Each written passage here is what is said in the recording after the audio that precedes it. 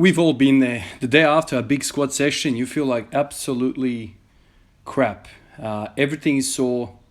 Right now, I've got DOMs basically all of my lower body. To top that off, I've also done some side planks with reps, so my obliques are sore as well. So I'm basically pretty sore everywhere. But I still got a session in. What you're seeing here is basically a one take again. My whole squat routine today took like 4 minutes or something like this. I can't remember. It's definitely not over 5 minutes. But it got me thinking. Got me thinking again. What is the point of doing something like this? We are in DOMS. Delayed onset muscle soreness, right? DOMS. Why should you do anything? You should just rest, recover, eat some food, rest some more, and come back in a day or two and hit it again. It got me thinking again about this. I've made a couple of videos about this already, but I thought since it's kind of hot in my mind, I'll make another video about this, talk about this. And it gets me thinking along the lines of healing. Now, I know from my work, from clinical experience, somebody that has diabetes, somebody that has peripheral vascular disease, somebody basically that has trouble with circulation in general. Diabetes basically causes that. Diabetes damages the small blood vessels throughout your body, and people that have advanced diabetes, you often see, your toes kind of become necrotic because there's no perfusion of blood to those peripheral parts of the body. So then you see people with diabetes have basically toes dying, and so we chop them off surgically to prevent, an infection forming because there's a dead body part kind of within the system. And that would definitely, if you didn't chop that off, you would definitely die from it because the infection would spread and you would have lots of trouble. So this whole thing about, healing started kind of playing in my mind again, kind of drawing on my clinical experience. And I'm thinking to myself, okay, so most people think that every single time you have DOMS, you should kind of bed rest. But then clinically, when I go to work and I put my nurse's uniform outfit and I go into work, I'm thinking circulation is healing. When people have surgeries, or when we're kind of prepping people for surgeries, or when we are considering surgery for people, one of the risk factors for people is diabetes. Why? Because then if we kind of go in and chop their abdomen up to take the appendix out or whatever it is, healing is going to be basically impeded on. It's going to be much worse than somebody without diabetes because of that whole perfusion thing, the whole circulation thing. But when we are in the gym and when I've got my gym outfit, I'm thinking to myself, okay, so I have to rest when I have healing to do. It makes no sense.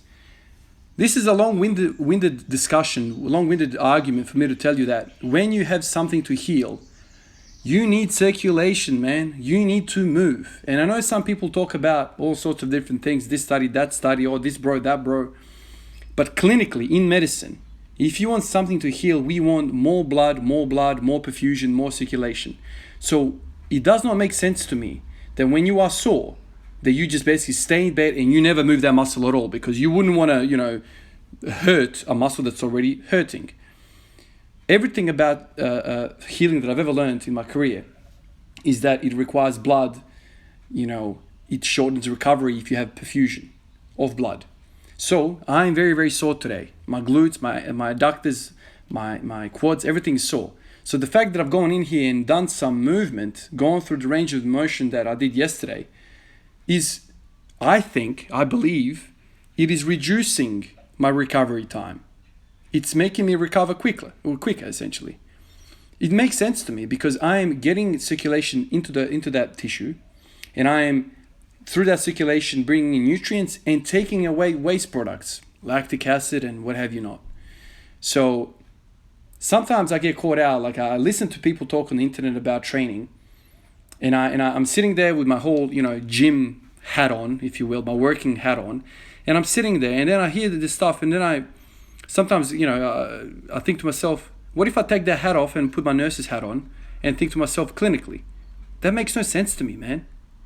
Resting when you are sore makes no sense to me. I'm not talking about you repeat the same freaking workout that got you into the whole DOM situation, but I'm saying just movement in general is very beneficial. Whether it's a beach walk, whether it's just a light bike ride or something, just get some circulation going.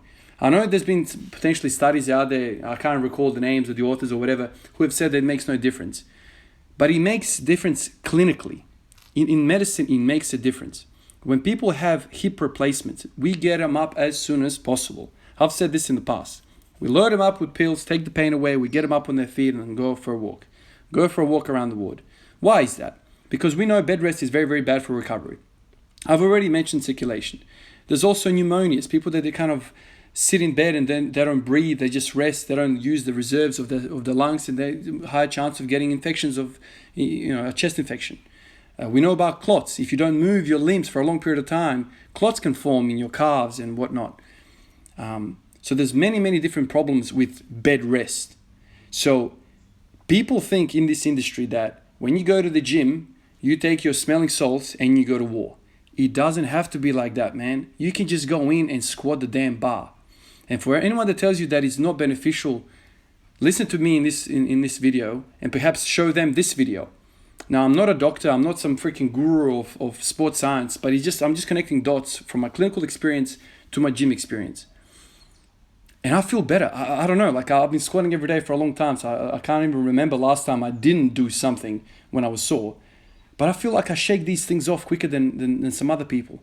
I know people are sore for a week, man. I'm like, man, how are you sore for a week?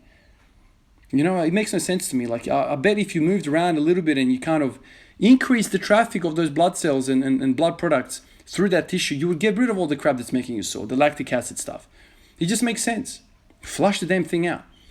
And I'm not saying you need to do like some crazy stuff with the workout. Just get your heart rate up a little bit, man. Move that muscle a little bit. Get a small little pump through that muscle. I mean, you can get a pump without working hard, man.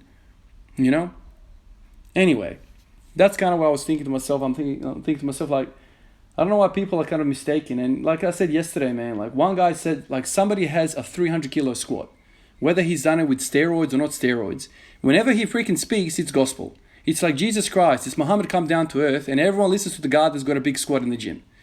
Well, what if that guy just got there because he's just packed on a whole bunch of muscle, whether he's a genetic freak, whether he's like, you name it, whatever. Like there's a lot of people out there who are very, very strong and not very clever.